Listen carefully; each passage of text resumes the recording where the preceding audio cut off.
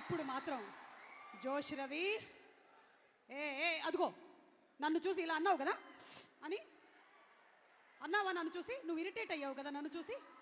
కోపం BP BP BP వస్తుంది నాకు. Oh hi Priyanka, I'm sorry, literal Saturday no today, very angry. Hi sir. Hi. మీరే కోపంగా ఉన్నారు, నేను హ్యాపీగా ఉన్నాను. చెప్పండి ఏ విధంగా మేము మీకు సహాయపడగలము? ఏం లేదు, మీరు కోపడకపోతే చాలు. లేకపోతే చెప్పండి, శనివారం మీకెందుకు కోపం వస్తుంది? నాకు కోపం రాదండి. రాదా? సహజంగా కోపం రాదు. అంటే ఏ రోజు రాదా?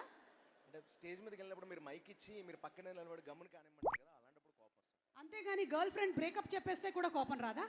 ఆ సిచ్యువేషన్ గర్ల్ ఫ్రెండ్ రీఛార్జ్ చేయండి అని చెప్పినా కోపం రాదా? రాదండి. ఫోన్ పెట్టేసినా కోపం రాదా? ఆడపిల్లల మీద కోపం రాదండి. అబ్బా రవి, ఇలా మాట్లాడుతున్నావు చూసావా, నాకు నీ మీద వస్తుంది కోపం. పర్వాలేదు, వదిలేసే. సాటర్డే అంటే నీకేం గుర్తొస్తుంది ఇంకా? మా అమ్మగారండి, ఎప్పుడు చూసినా సాటర్డే వస్తే ఆవిడ ఉపవాసం ఉండి పూజలు పునస్కారాలు చేస్తారు. ఇప్పుడు ఈ సరిపోతే శనివారంకి మొదలు పెట్టారు.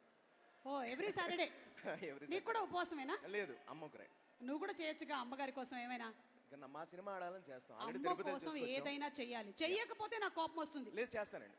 ఓకే రవి, నీతో ఇంకా మాట్లాడాలని ఉంది, కానీ ఇదిగో ఫ్రెండ్షిప్ బ్యాండ్ లాగా నీకు ఒక బ్యాండ్ ఇస్తున్నాం, తీసుకో.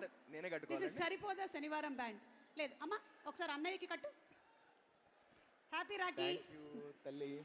ఓకే, మనకి నాని గారు వచ్చేసేటువంటి టైం దగ్గర పడినట్టుంది.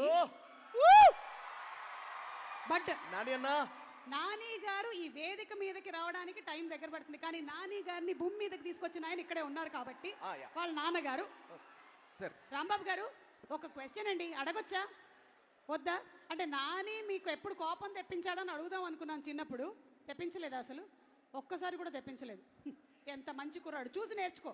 Okay, thanks Ravi, thank you so much. చాలా మంచి విషయం.